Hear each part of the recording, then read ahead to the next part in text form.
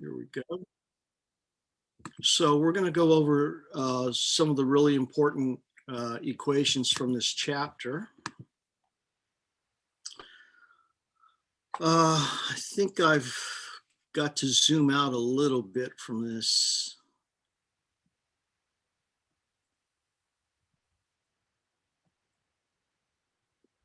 Okay, so the very first equation from the chapter would be that the speed of light is equal to wavelength times nu. And then the second equation is E equals h nu. But I also like to remember that you can write this equation as E equals hc over lambda if you substitute c over lambda for nu. So this equation, naturally, you're going to use h nu if you're given nu. You're going to use hc over lambda if you're given lambda. You should know that the energy of an electron in the nth level is negative RHc over n squared. And then if you have an electron moving from one orbit to another, the change in energy from, let's say, n initial to n final is negative RHc 1 over n final squared minus 1 over n initial squared. So that allows you to calculate the change of energy, which in turn would allow you to calculate the wavelength of light either being emitted or absorbed, depending on whether n final is larger or n initial is larger. So if you have something like this,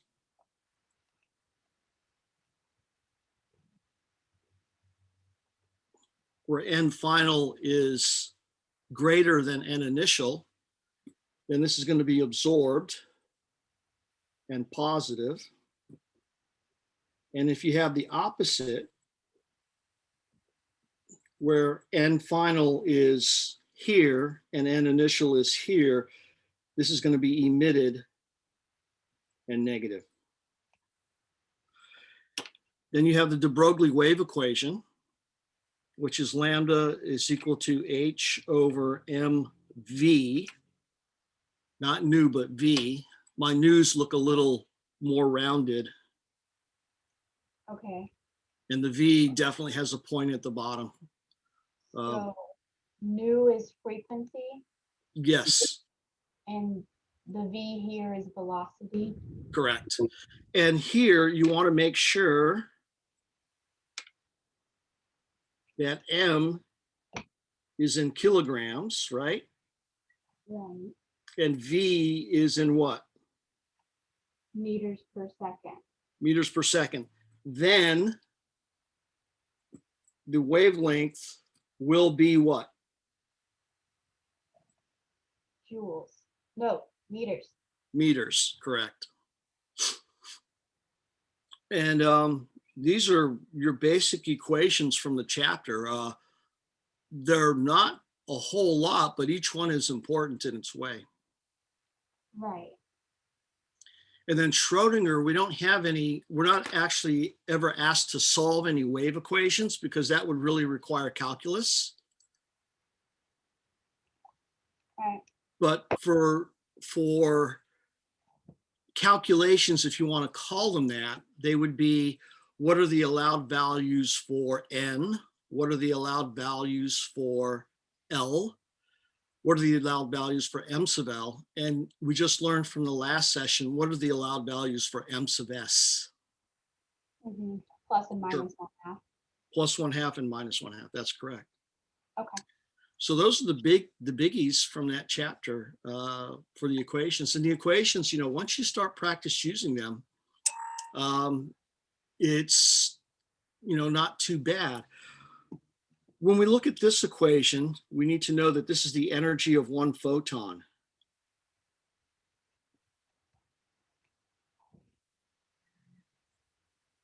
Right? Right. So conceptually, what are some of the big things that we need to learn from the chapter conceptually?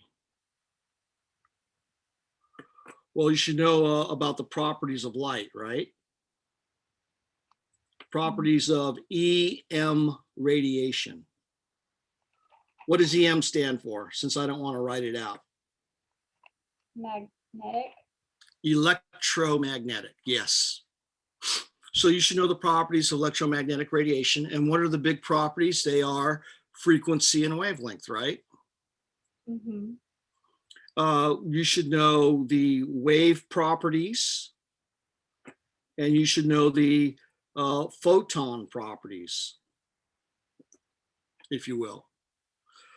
You should know about photocells and the photoelectric effect.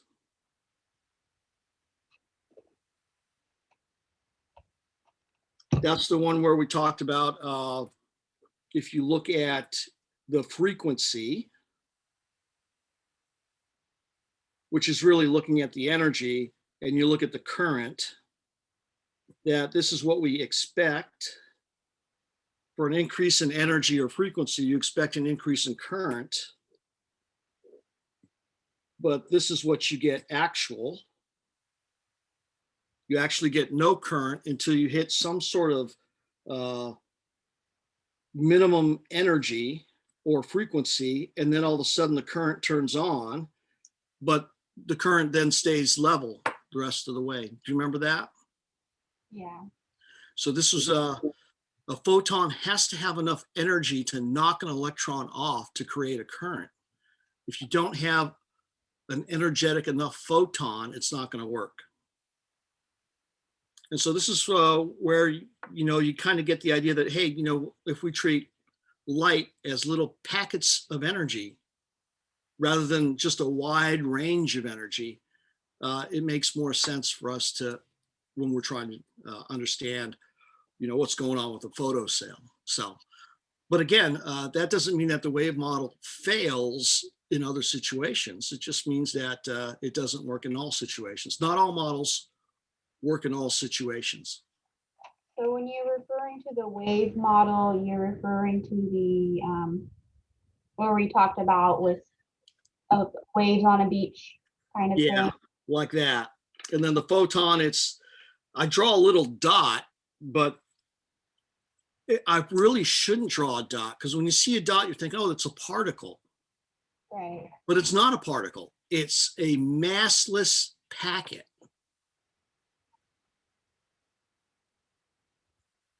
So what that means is that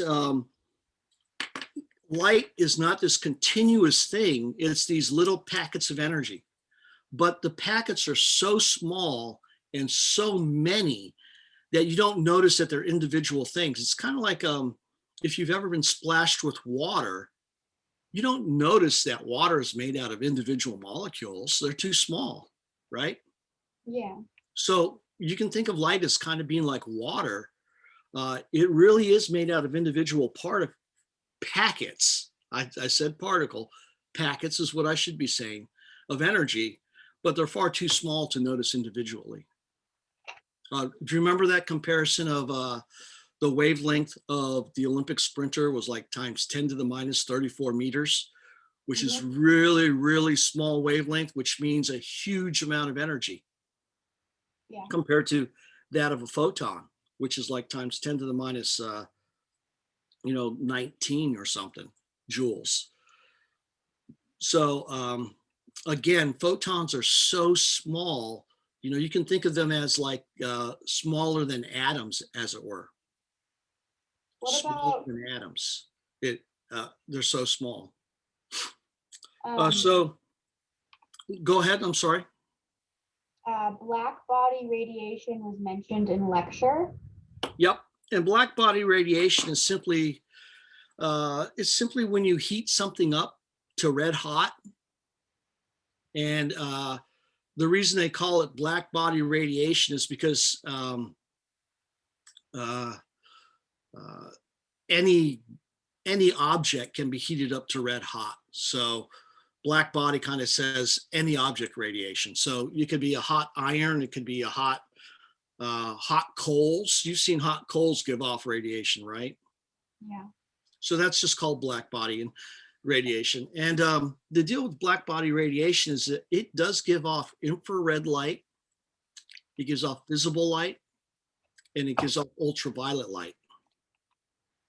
Mhm. And so this is kind of how Planck came up with this equation. He said, well, you know what, we're going to relate the energy of that light to its frequency. Okay. And he came up with Planck's constant based on that. And I don't know how he did it, how he came up with Planck's constant and said that this is the frequency, but you know, it's really quite a bit of ingenuity, more than likely. Planck's Uh, constant is not something where he just said, oh, let's just make it this number, because Planck's constant is used so many times in different types of equations where that number has meaning. So, you know, it's something significant. So black body radiation is just simply that radiation given off when you heat something up to white hot. So you're old enough probably to remember incandescent light bulbs, where when you turn them on, a piece of metal inside of the light bulb heats up and becomes red or white hot. mhm. That would be considered to be black body radiation. And does that give off infrared light? Does it give it? Absolutely. Can you see the infrared light? No, you cannot. But you can well imagine if you put on one of those military goggles and looked at that light bulb, it would be like, you know, red, because that's red is the hot color for infrared. It would look red, right? Yeah. And you know, there's kind of an interesting question. Why do they use red as the hot color and, you know, maybe green as the colder color? Probably because of the visible spectrum, right? Roy G. Biv. Yeah. Actually do it in reverse. Vib Gyor, violet is 400 nanometer, and red is 700 nanometer, right? So they kind of have it like the reverse of energy. Red is really low energy, and for some reason or other, they're making red the high energy for infrared. I don't know why they're doing it. Now I think about it, they should do it the other way around. They should make green really hot and red kind of cool. Okay. Got another question. Oh, well, hey, we got to do the more conceptual stuff. Okay. Okay. So Bohr's equation, or Bohr's hydrogen atom, that's pretty significant, right? Mhm. After Bohr, we had Schrodinger's atom. And I'm only putting that here next because it's nice to look at both models and compare them. And then you got the de Broglie wave equation.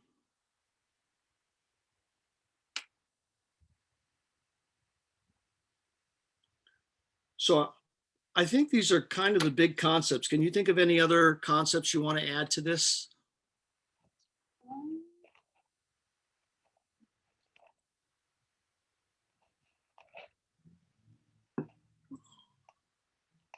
No. We could add the black body radiation, but really what we're talking about here is Planck's equation, right? I don't know. Yeah. That's how Planck came up with his equation. Okay, now you said you had another question, so Oh, okay. Frequency conversions. So you told me a hertz, right? Hertz is equal to 1/1 second? No, 1 per second. 1 per second. And normally people just say it's equal to a per second. Okay. Usually when there's a 1, people don't say it. Like, how fast was he going? Oh, he was going a mile per hour. No, a lot of people don't say 1 mile per hour. He was going a mile per hour. Okay. So I don't know why people don't like to say 1, but it's not often verbalized. So we can be given a velocity in hertz, No, you cannot. Now, let's talk about frequency and hertz again. Okay. So frequency, the units are per second or hertz. So hertz is just a convenient way to write per second without writing it in the denominator, okay? Okay. A lot of people, to make more sense of it, they think of it as cycles per second or waves per second. Okay, so velocity, the units are, in general, distance over time. So meters per second is a very common way to phrase that. So velocity is how far you're traveling per second. Frequency is how many times per second. Okay, so if you know, a wave passes by your foot every, you know, 10 of them per second, that's 10 waves per second. Mm-hmm. So velocity is a very special per second. It's length per second. Okay. So these are not the same. And that's why they're given a different symbol and why they're not equal. The closest thing we have to velocity is c is a velocity. So why is this not given the letter v? And the answer is, well, because it is a specific velocity. Right. And that velocity is 2.998 times 10 to the 8th meters per second. So in general, you could write v is equal to lambda nu, right? And so if you knew lambda and you knew nu, you could figure out what v is. The reason we don't use this equation is because for light, all light travels at the same speed. And that's a tough thing to think about is you think of a wave propagating through space, like if you hold onto a rope and you give it a little whip, you see the hill of the rope propagate down this. When you talk about that, that really is the frequency of the wave that you're looking at. You know, how many waves come by you per second, right? Yeah. But it's not how fast the wave is moving. So here, when you think about the velocity of light, it's like moving really fast, but it's also waving at the same time. It's really kind of a complicated model when you think about it. A wave that is going up and down, but also moving forward. There are different things. So, you know, you don't want to get bogged down in all of that. And that's where the photon model seems to work a little better for me. I don't need to think about a wave moving up and down or anything like that, or a frequency between the wavelengths. All I have to do is think about, oh, that photon's moving at 2.998 times 10 to the 8 meters per second. Right. And the energy is not based on how fast it's moving. The energy is based on the wavelength of it, or the frequency, whichever I want to think about it. Frequency is a weird thing to think about, in my opinion. Right. I see you're looking up to the heavens, trying to think about frequency, and you're thinking, yeah, it probably is kind of weird, isn't it? Yeah. I don't think anyone doesn't think it's weird. I think everyone does in a little way. They think, you know, it's kind of, I'll just accept it.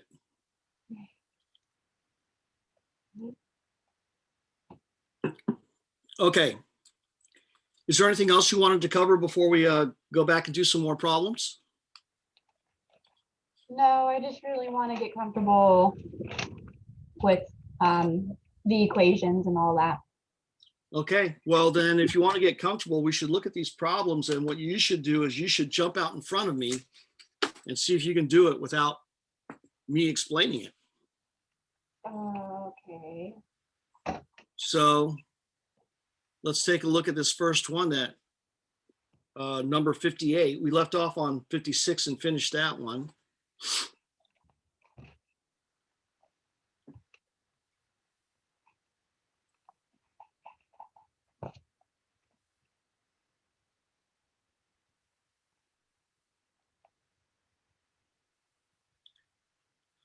Okay, so assuming your eyes receive a signal consisting of blue light, the energy of the signal is 2.5 times 10 to the minus 14 joules. How many photons reach your eye? So how do you want to tackle this one?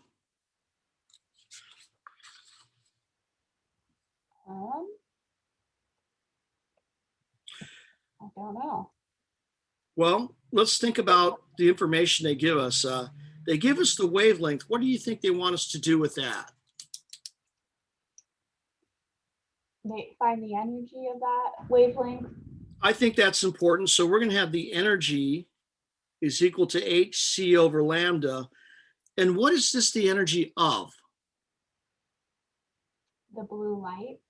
Right, but from the, not from the wave model, from the photon model, what is this? 1 photon. Okay, so I'm going to write that out. This is the energy of 1 photon.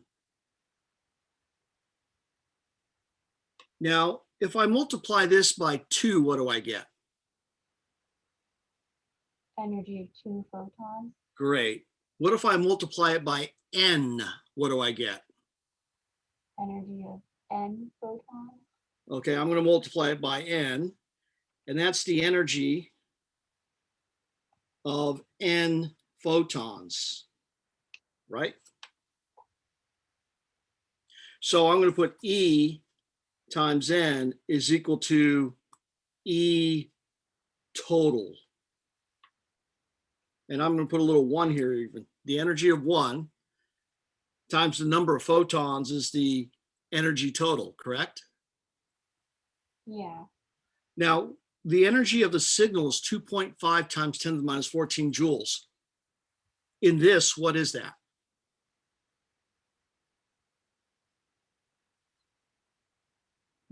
The energy of 1 photon from that signal. Well, if that is true, then when we use this equation, we should get 2.5 times 10 to the minus 14, correct? So let's see if that's true. Yeah. So you're going to work on this equation. I'm going to work on this equation, and we'll compare our answers, okay? Okay.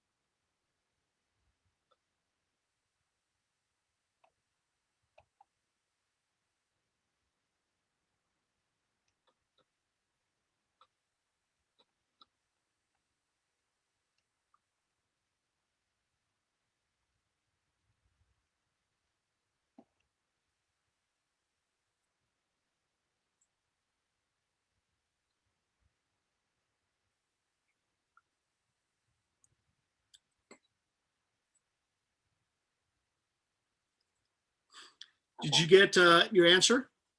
Yeah. I got 4.2 times 10 to the minus 19 joules. Right.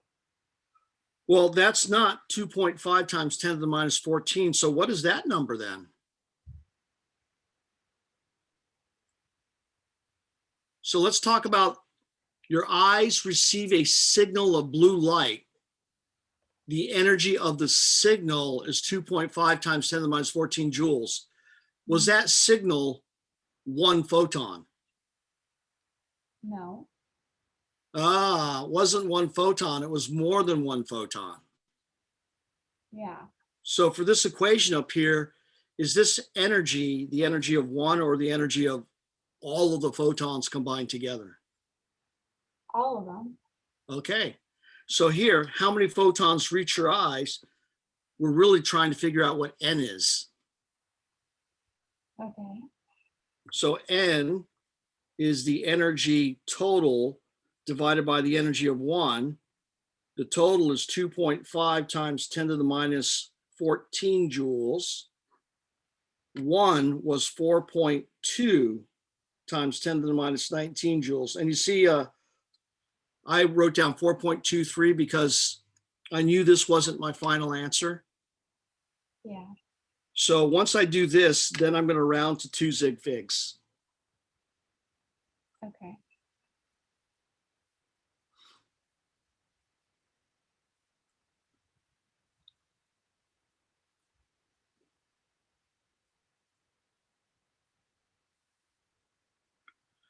So I get 5.9 times 10 to the fourth. So in other words, 59,000 photons for that signal. Chances are, I'm willing to bet our eyes are not sensitive enough to notice one photon. It needs to be hit by a number of photons for us to notice it. Okay. So that's how you do it. So for this question,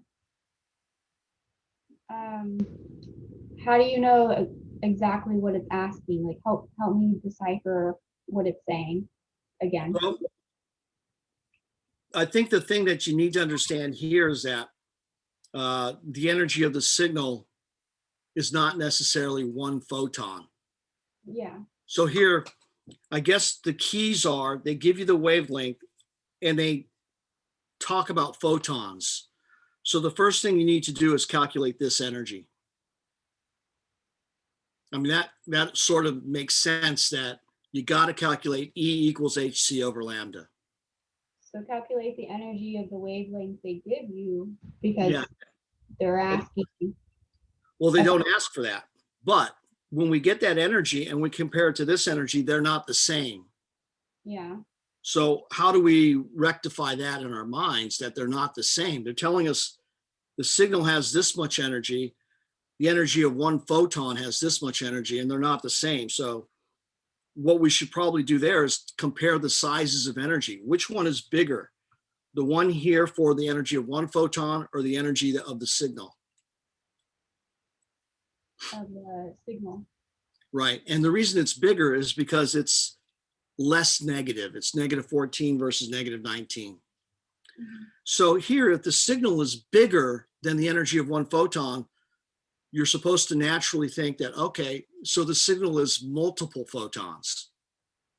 Which makes sense. And then the hardest part for people to think about is, how do I get the number of photons if I know the total energy and the energy of one? And this is the way I always do it. Mm-hmm. If you know the number of objects and you know the size of one, you multiply those together and you get the total amount, right? Yeah. That makes sense. But this does not come naturally. N is equal to E total over E1. That does not come naturally. I mean, is that when you think about when you think about I don't know how long something is or how many dogs you have, do you say, okay, if we want to know how many dogs we have, let's weigh them all and divide by the mass of one? Is that something that comes to you naturally? No. No. But if you say that, all these dogs are the same size, can you multiply the number of dogs by the mass of one and get the total mass? Mm-hmm. That seems really easy, right? Like almost too simple. So this is my go-to for things like this where they talk about numbers of whatever. Okay. I often use this as my default. That number times 1 is equal to the total. Right. Okay. All right. And yeah, this is definitely one that you wouldn't want to run into on the test and say, well, what's going on? Right. And you can't be subjected to all the different permutations of this type of problem. So you want to be subjected to as many as you can. Okay, let's put that one off to the side. And let's take a look at the next one.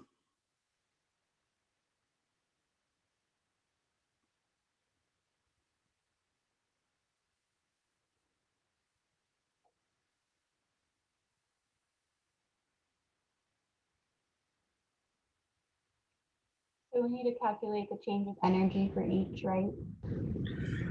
Well, do we need to? Well, I guess we have that chart, huh? We do. And if we remember it, I remember it looking something like this. If this is n equal 1, and this is 2, this is 3, 4, 5, 6, and 7. They get closer together, don't they? Yeah. Okay, so here we're starting here at 7, and this says, look at the following: 7 down to 1. So that's A, right? Up. Let me do something so we can see that.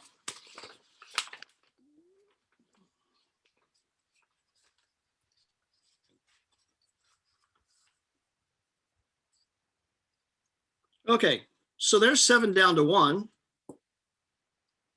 B is this guy right here, 7 down to 6, which is kind of an exaggeration. Yeah. And then there's 2 to 1. Mm-hmm. So this is C. Now, what do the arrows represent? Do they represent energy changes or wavelength changes? Energy. Energy changes. And what does a small arrow mean compared to a large one? Less energy. Excellent. So here, which of the transitions produce a photon with the smallest energy? B. And the answer is, for this is supposed to be I, smallest energy is 7 to 6. Okay. And not a single calculation needed to be done. How about double I, highest frequency?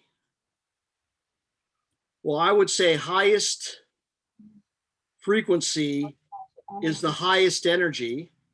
Mm-hmm. So that's going to be 7 to 1. Mm-hmm. And then triple I, shortest wavelength. Well, shortest wavelength means what? The highest energy. Is the highest energy. So 7 to 1. Okay. So not a single calculation needs to be done. Now, guess what would happen if you calculated the energy of each one of these and calculated the wavelength of each one? We would come to the same answer. You would come to the same conclusion, only it would take you a lot more time. So on a exam where you don't need to spend all that time, we could do this.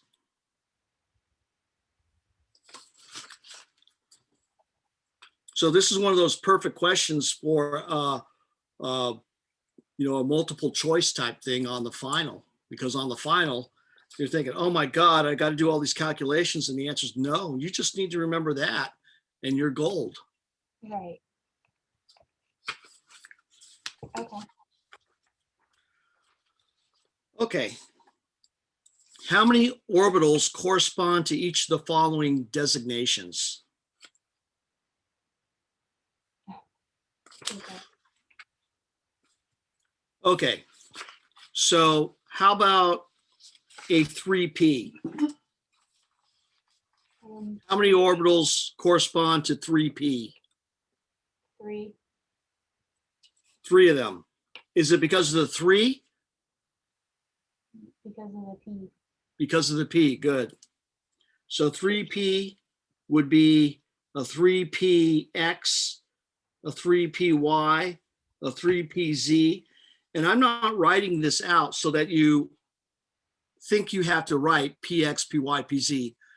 I'm writing this out so that you can see the 3 of them. Yeah. And it's because of the p's, not because of the 3. How about a 4p? 3. 3 orbitals also.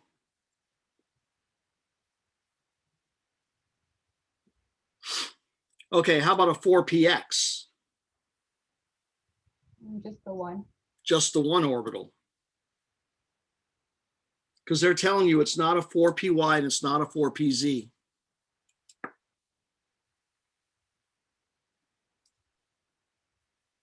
How about D? 5. 5 orbitals. Because we know that a D stands for a 2, right? SPD 0, 1, 2. 2 could be -2, -1, 0, +1, +2, 5 orbitals. How about E? 5. Yep. How about F? 7. And I want you to explain to me how you know it's 7 orbitals. Because F would F is a 3, so L equals 3. So that means M sub L can have, there would be 7 different numbers for M sub L, ranging from -3 to +3. Okay, or you could say it this way. It could be -3, -2, -1, 0, 1, 2, and 3 for 7 orbitals. Yep. Okay, how about G? Well, could you have a 5s? Yeah, Could you have a 5p? yeah, Could you have a 5d? yep, Could you have a 5f? yep. Could you have a 5g? No. You can. Oh. Oh, I'm sorry. I numbered these incorrectly. You let me get away with that. What's wrong with you? S is 0, right? Yeah. So could you have a 5G where G is 4? Hmm, I guess technically. Technically, you can. So how many orbitals correspond to this? How many for an S? 1. How many for a P? 3, D, 5, F, 7, G, 9, 9, because -4 to +4, there's 9 numbers there. Add these together. What's 9 and 1? 10, 7 and 3. 10, And then all that together plus 5. 25. 25 orbitals. Okay, how about H? 1. 1 orbital. Okay, so that's how you do that one.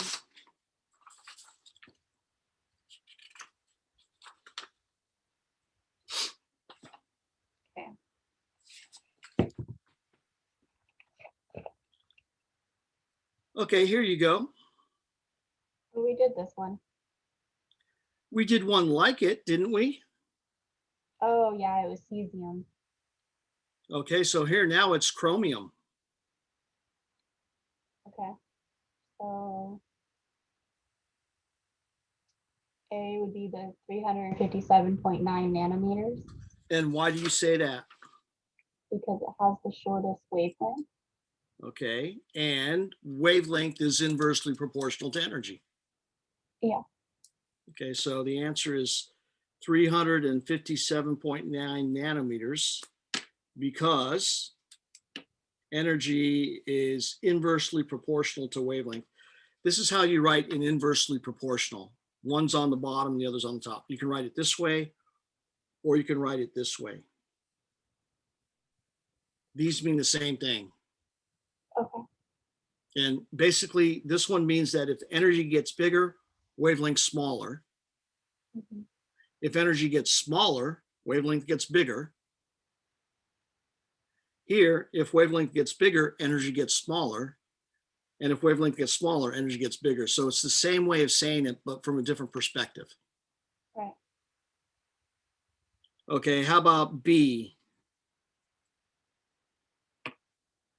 Now, let me ask you this. This says which of these lines is the most energetic, but is the most energetic the most prominent? No. So what do they mean by the most prominent? I think the most visible one, Why would it be the most visible when it's not the most energetic? because it falls within the visible length of 400 to 7. No, the most prominent does not have to be visible. Okay. We had a previous problem, I thought, where the most prominent was 253, and that's not visible. Right. Okay, so what does prominent, what does it mean? Prominent means the easiest one to see, whether you're using your eyes or an instrument, the one that stands out the most. Well, let me ask you this. We can calculate the energy, right? Based on these wavelengths. And what is that the energy of? Of a photon. One photon. What would make a line more prominent? More photons. More photons. So I'm going to ask you again, what do they mean by the most prominent line? Has more photons. More photons. That's precisely right. So for a given frame of time where you're filming this, more photons are hitting it per second. That's all it means.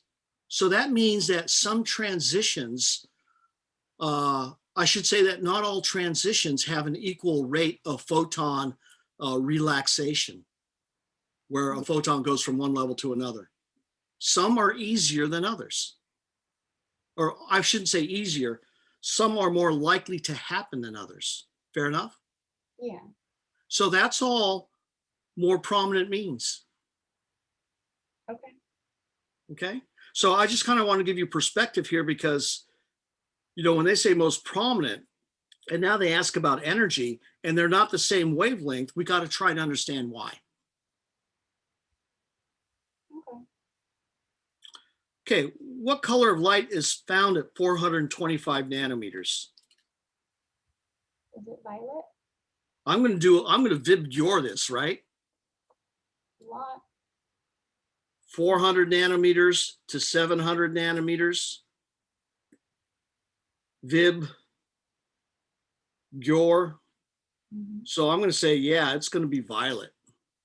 So that's what I mean when I say I'm going to VibGyor this. Yeah. Okay.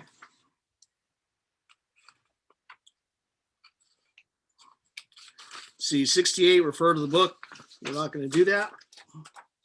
It's a good one though.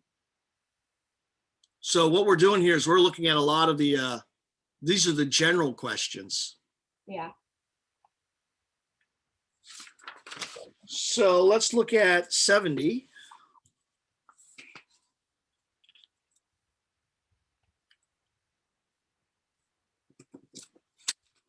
So let's talk about the equations you're going to use to do this.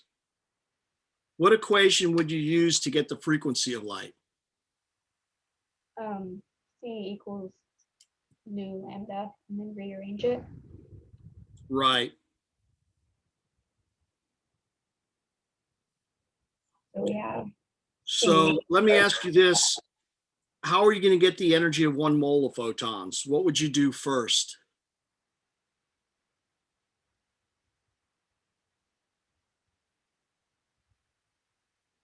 find the energy of one photon. Right. So here I'm going to use h nu. Since we're calculating nu above, I might as well use it down here. I'm going to do this, and then I'm going to multiply by 1 mole, so to speak. So we're going to calculate the frequency first, and then we're going to calculate the energy of that, and Yeah. then we're going to get the moles. Yeah. And what's kind of neat about this is that when we calculate the frequency, since they want the answer, we should round, right? But we don't need to round it in our calculator. Okay. And here, when we do this next part, all we have to do is take the answer from our calculator that we did not round and multiply times 6.626 times 10 to the minus 34. And then we can round that one. Okay. You see what I mean? Yeah. You can not round in your calculator, but round on your paper where they ask for an answer. Okay, what is the speed of light? I forget. 2.998 times 10 to the 8th meters per second. Yep. Life is so much tougher for you young people because when I was a student, it was 3 times 10 to the minus 8, or 3 times 10 to the 8. Are you serious? Yep, 3.000. And then someone fine-tuned it and they said, it's not 3.000. Maybe your teacher was nice. Nope, that was the value. Someone did a better experiment and found it was not 3.000. Okay.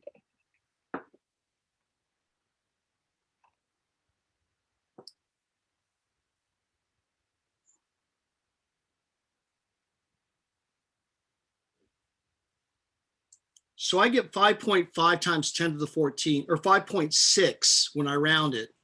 Mhm. But you see, I'm not going to round it in my calculator.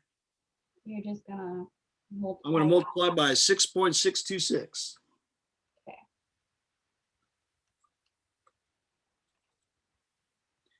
And naturally, we should get something like negative 20-ish or somewhere around there, right? Yeah. Yeah.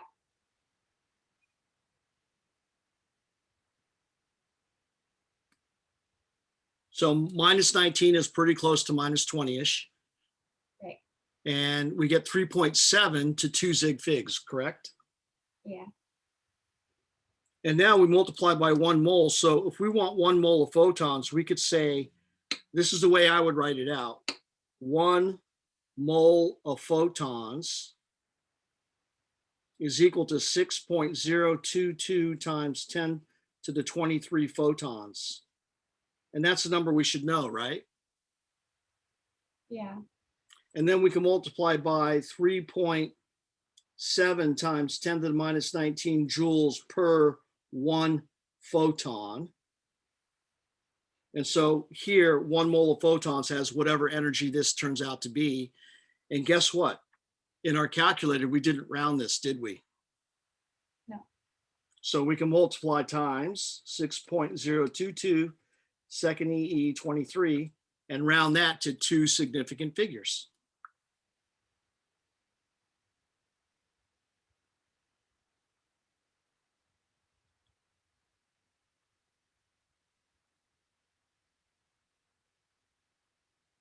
Positive side. Yeah. Yes. Okay. Now, sometimes they ask, what is the energy in kilojoules? What would we do? Multiply that by 1 kilojoule over 1,000 joules. Right. And this would end up being 2.2 times 10 squared kilojoules. Right, because a kilo is 10 to the third, so you could just. So when it comes into the top, it's 10 to the minus 3. Yeah. And 10 to the minus 3 times 10 to the 5 is 10 to the positive 2. Mm. Okay, good.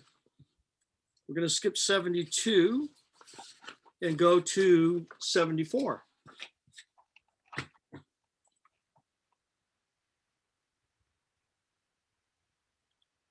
So this would help you for your essay question that's due next Wednesday. Bohr pictured the electrons of the atom as being located in definite orbits about the nucleus, just as planets orbit the sun. Criticize this model. So give the good things and give the bad things. That's what they mean by be critical. So what are the good things? I don't know. Well, it calculates the energy of an electron pretty darn well. Okay. It calculates changes of energy for the electron pretty darn well, right? And it's pretty darn good for calculating the wavelength emitted or the wavelength absorbed for those changes, right? Mhm. So those are all good things with Bohr's model. And you don't want to, people think critical means, well, what's stupid about it? Critical means what is it good for and what is it maybe not good for? So let's think about the flip side of the coin. Why might this be a little questionable? Well, let's talk about definite orbits. What is the reason for definite orbits? An electron can't be in between orbits Well, what is the reason? because of psi. That's Schrodinger. Psi is Schrodinger's model. Yeah. So what is the reason for having it in a specific orbit? I don't know. He never gave one. Okay. So is that a feature of the model? We say, hey, we don't need a reason. Or is it a fault of the model that, hey, this doesn't really give us a reason? It's more of a fault, right? We have no reason for the definite orbits other than they work. Right. Oh, I do it. I'm doing it because it works. Okay. What would happen normally when you have a negative charge orbiting a positive charge? They would attract. Yeah. And what would happen to the orbit? It wouldn't be definite, would it? Wouldn't it change? Yeah. And what would happen eventually to that electron? It would spiral into the nucleus. And they would become a neutral neutron, if you were. Right. Okay, so atoms don't do that. So here again is another problem with the definite orbit is, why does it have to be in that definite orbit? Why can't it change? It should be able to change, right? Yeah. Another problem I can see is, if you take a look at the solar system, is our solar system flat or is it three-dimensional? When you look at it from the side, does it look like a plate or does it look like a ball? 3D. 3D, sure, but let me see if I can pull something up.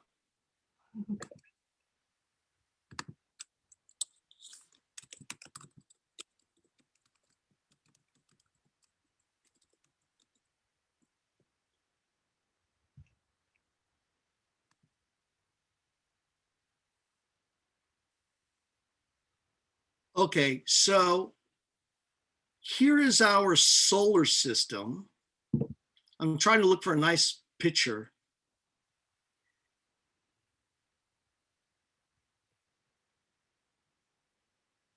I guess I'll go with this one.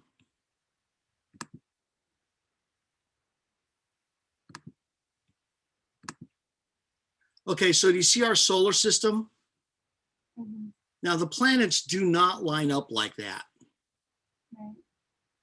And in fact, probably a better picture is this next one I'm going to show you. It's really kind of pretty. Do you see that one? Yeah. Now, this is an exaggeration of the sizes because the sizes are not that big compared to the sun, right? Yeah. The sun's a lot bigger than Jupiter. But doesn't this look kind of like a two-dimensional, like a plate, Yeah. not three-dimensional? Yeah. So imagine our atom were like this. That would mean our atoms should not be spheres. And whenever we draw atoms, we draw spheres, don't we? Mhm.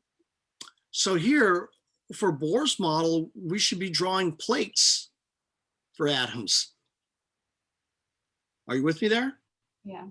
So I think that's something that you might be critical about for the Bohr's atom. Okay, so I think those are kind of the major faults of Bohr's atoms, is that it makes atoms look like plates. The electron should spiral into the nucleus and become a neutron, because a proton and an electron has a mass of 1 for the proton, 0 for the electron. You add it together and that's 1, right? Mhm. And you have a positive 1 charge and a negative 1 charge, which adds up to 0, which is the charge on a neutron. So it seems to me that we shouldn't have any protons and electrons anymore. They should all be neutrons. And we'd have no reason for the atoms staying where they are. Now, with the solar system, you might say, well, how come the planets don't spiral into the sun? Well, they're not oppositely charged. Why would they? If anything, they should spiral away from the sun, right? Like if you're spinning something around your head, doesn't it want to spiral away from you? Yeah. Okay. Okay. So I think those are the faults of Bohr's model. And that's what I would write here. So I didn't write any of these things out, but we can enumerate them verbally. What are the good things about the model? 1, you can calculate the energy of 1 electron. Right. 2, you can calculate the change in energy for an electron going from one orbit to another. 3, if you can calculate the change of energy, then you can also calculate the frequency or wavelength of light that is emitted or absorbed for that change in energy. Mhm. So those are 3 good things about Bohr's model. Being more on the con side of the model, you would say, well, we don't really have a reason why the electron has to be in a particular orbit. Secondly, electrons, when they orbit a net positive charge, they should spiral in and become neutrons. And thirdly, it makes an atom look like a plate because the orbits are all in the same plane. And so that makes the solar system, or the atom, look like a plate, kind of like the solar system. And normally we think of atoms as being spheres. That seems to be a better model. Yeah. Okay.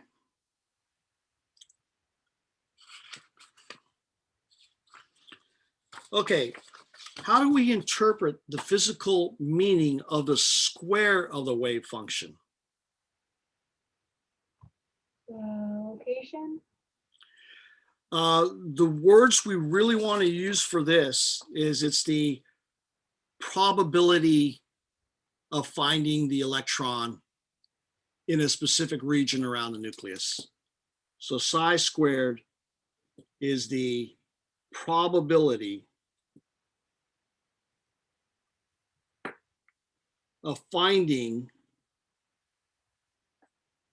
an electron in a specific region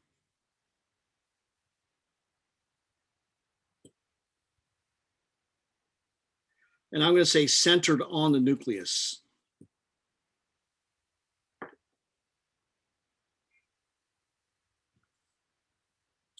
And you know what? I don't know what the actual units are, but more than likely, the units are probably going to be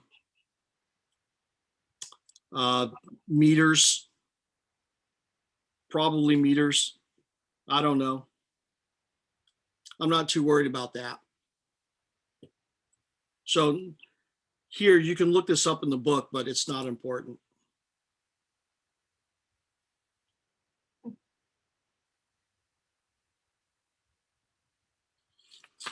Okay. And I'm thinking that actually, if you want to look at the units, more than likely the units are going to be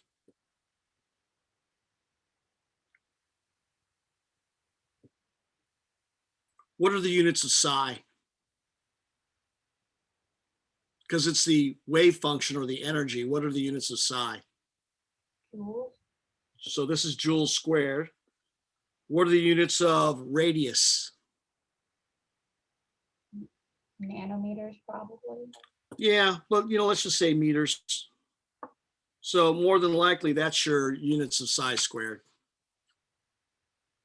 Okay. which doesn't mean a whole lot to us, does it? No. It's because it's physics. Physics is for brainiacs, not for mere mortals like chemists. You know what happens to a grad student or to a undergraduate student if they're majoring in physics and they can't cut it?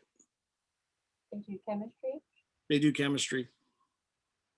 What happens to the chemistry student if they can't make it? Oh, they can do anything else they want to. Oh, okay. They can biologist, botanist, zoologist, doctor, dentist. You can't cut it in chemistry, but you're still smart. You can do just about anything else you want in the world.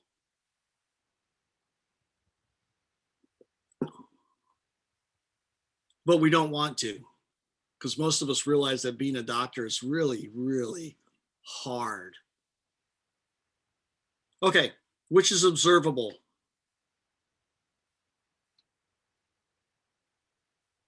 Well, you can't see an electron. Well, when they say Is it observable, they don't mean you can see it. They mean that you can detect it. So, A, you can sort of detect it. Answer's no, No? no, because we can't really, you got to imagine the electron somewhere is around the nucleus, right? Yeah. The only way to really tell where it is if you throw something against it and that something bounces back and we can measure where it came from. Isn't that what psi squared is, though? What we just talked about? Ah, that's not the position of the electron. It's where it's likely to be found, and that's different. Okay. So this would be like you trying to find me in Eureka, but you can't ever find me. Okay. Okay. Hmm. So you can't really find the position. You can kind of know where it is, but not know exactly where it is. Okay. This has to do with, gosh, what is that? There's a name for it, but it just escapes you right now because it's more of a physics thing. You can't know the position and energy of an electron simultaneously. So what we do is we know the energy and we don't know the location precisely. Okay, frequency of radiation emitted by hydrogen atoms. Are those observable?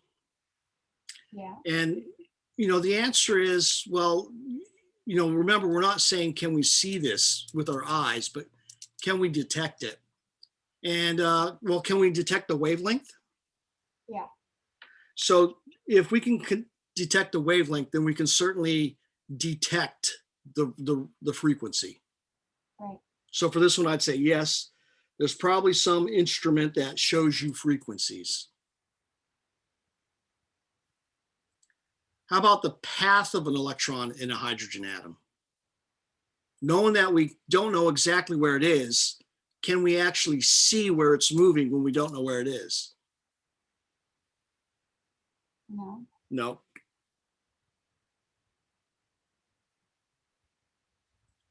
How about the wave motion of electrons? Can we see that? No. No. How about diffraction patterns produced by electrons? And the answer is yes. And what I'm going to do is I'm going to show you a photo from your book that shows you diffraction patterns produced by electrons. And this is kind of one of the reasons why de Broglie came up with this idea that, you know what, maybe electrons are waves.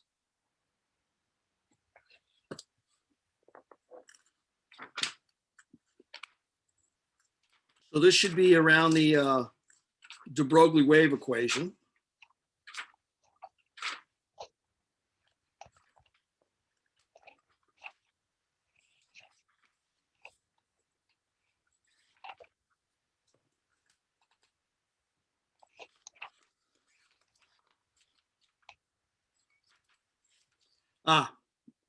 Here's the de Broglie wave equation. And you see this?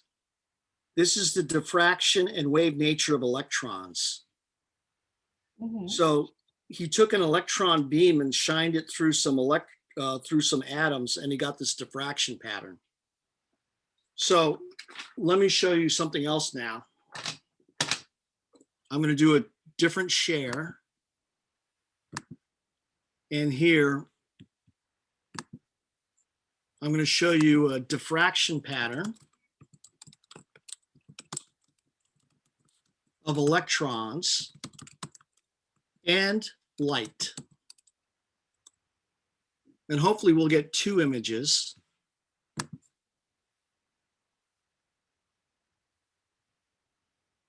Side by side, where are they?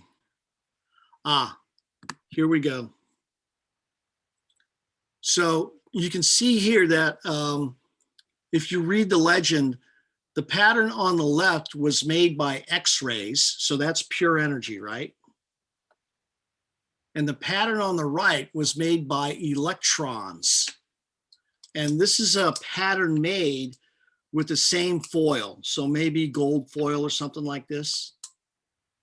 Mhm. So do these both look similar in that they look like patterns that center on a single spot and they radiate out in a circle? Yeah. So these are both diffraction patterns, one by light and one by electrons. Now, the reason we consider these to be kind of like waves is, imagine, if you will, you're looking at a still pool of water, and you drop one drop into the middle of that still pool. What's going to happen? Well, the drop will hit the water and you'll see a wave pattern emanate from where the drop hit, right? Mhm. That wave is a circular wave going away from the center. So these are called wave patterns because they're similar to that. Yeah. Only these aren't waves that radiate out and move. These are more like standing waves, like on a guitar string or something like that. Okay? So I'm going to change the share. So for the diffraction pattern produced by electrons, absolutely. How about a diffraction pattern produced by light? Yeah. Absolutely.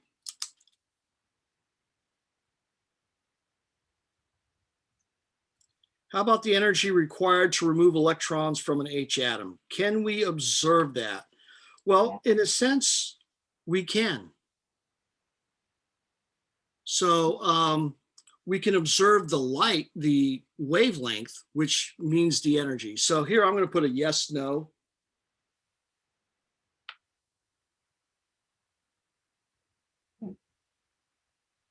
It could certainly be measured, but seeing it, not really see it. So here we're going to go ahead and say yes, because we can measure it. How about an atom? No. Too small. How about a molecule? No. Yes.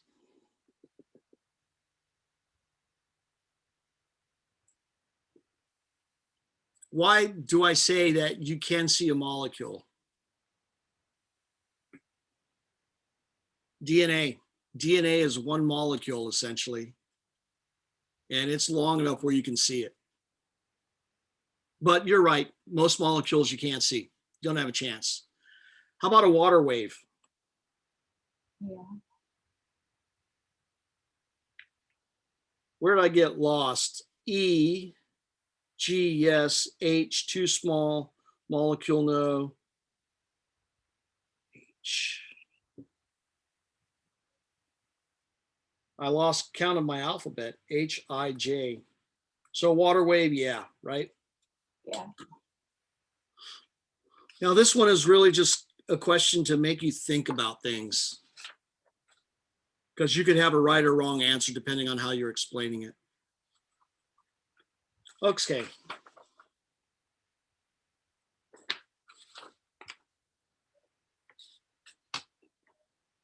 Explain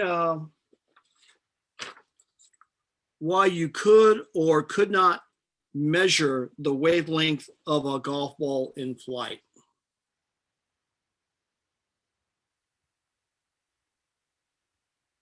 Well, let's see. Let's think about this for a minute. Let's talk about electromagnetic radiation.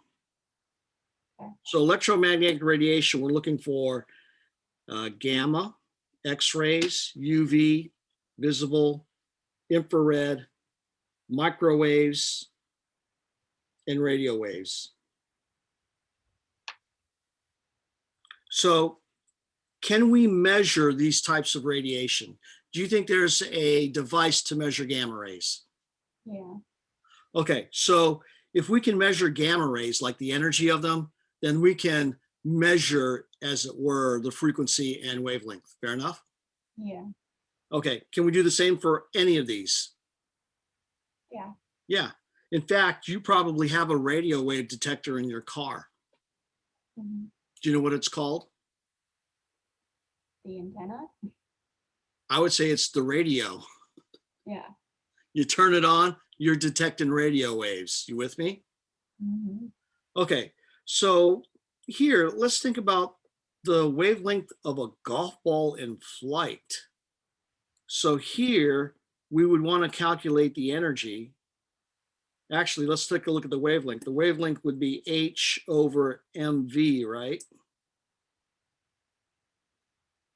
Mm-hmm. And H is 6.626 times 10 to the minus 34 joules seconds, right? Mm-hmm. What do you think the mass of a golf ball is off the top of your head in grams? 50?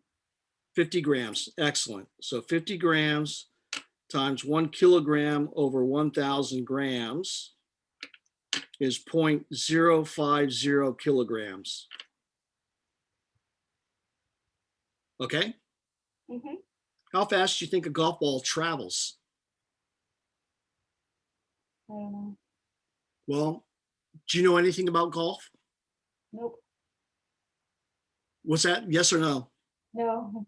Okay. When a person drives a golf ball, if you're a really good golfer, you might be able to drive it like 200 or 300 yards. So how many meters is that? Almost one. No, 200 or 300 yards. Oh.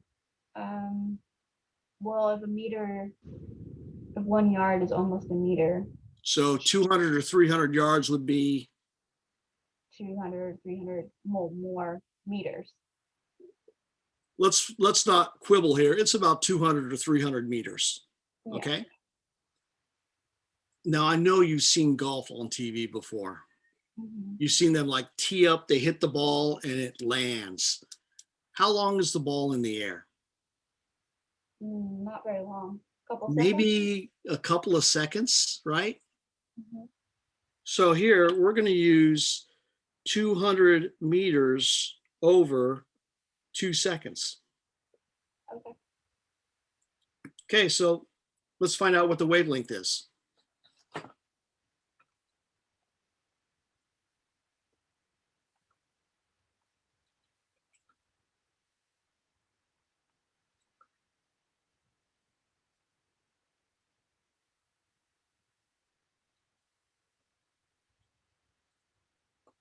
I get 1.2,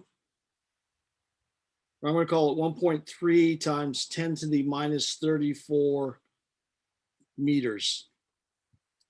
Uh-oh, what'd I do wrong? Well, let's estimate the answer. How many times does 2 go into 200?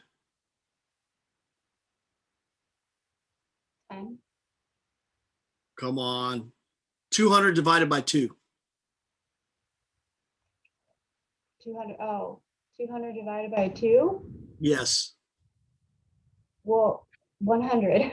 100. What's 100 times 0.05? 25? You really aren't good at this math thing. Come on. 100 times 0.05. Well, I was thinking 100 times 0.5 is 50, Right. and then half of that was Not 20. half, Right. 1/10. Okay. Yeah. So it would be 5. Okay. 5 is 1/10 of 50. So how many times does 5 go into 6.6? 1. 1 plus a little more, right? Mm-hmm. So your answer should be 1 plus a little more times 10 to the minus 34. Right. So try your calculator again and see what you get.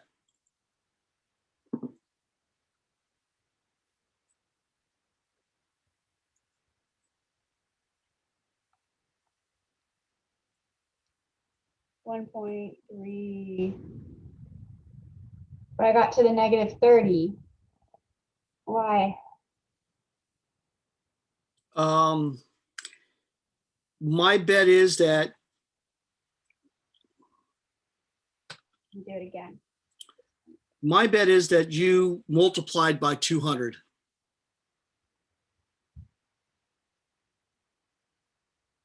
Okay.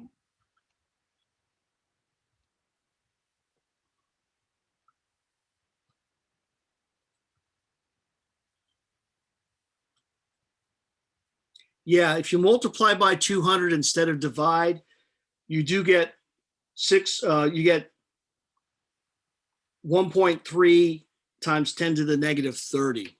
So this is what you actually put into your calculator.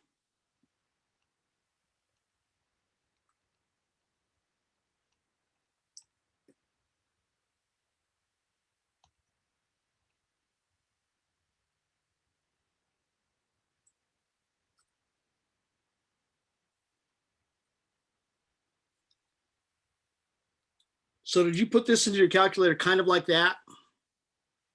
Yeah. So the first thing your calculator does is this part right here.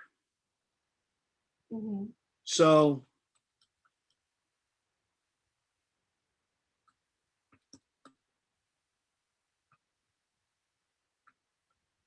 this should be 0.050. So if you look at this very first part, you get 1.3 times 10 to the minus 32. Yeah. And then you have times 200 and then divided by 2. So now we're going to multiply this by 200. And you get 2.65 times 10 to the minus 30 divided by 2. And you get 1.3 times 10 to the minus 30. Mm-hmm. So here's what you needed to do is you needed to do that.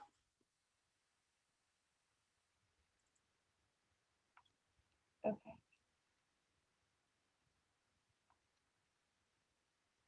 So put everything in the denominator in parentheses. Yep. Okay.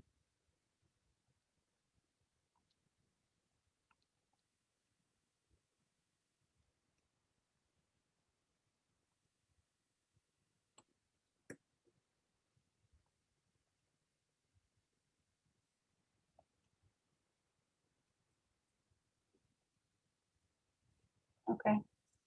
So here's how I do it though. I don't like parentheses, so I would divide by 0.050. And then since 200 divided by 2 is 100, I know that, I divide by 100. And you should get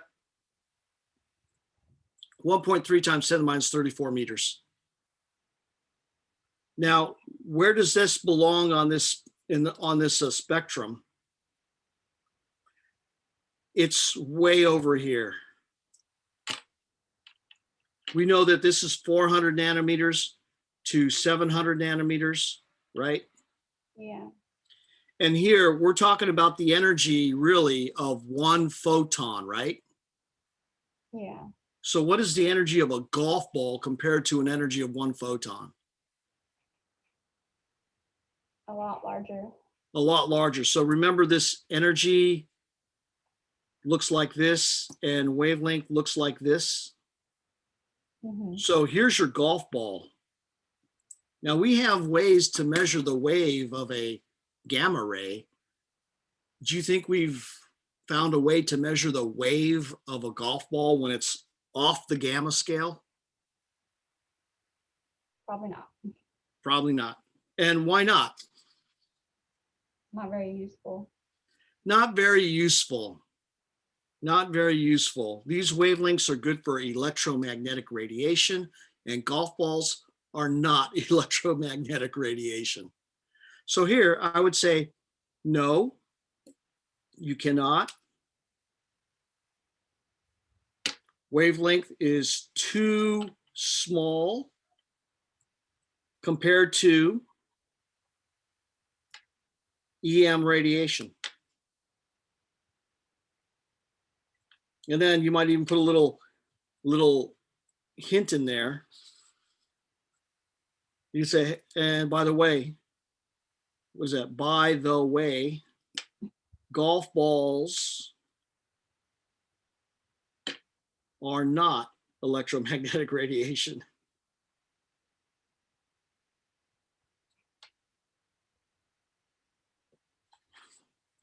Okay.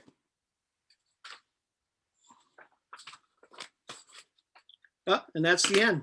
Back to number 2. So we've gone through pretty much all of the odd numbered ones from the back of the book, or even numbered ones from the back of the book. And hopefully you're beginning to feel a little more comfortable with it,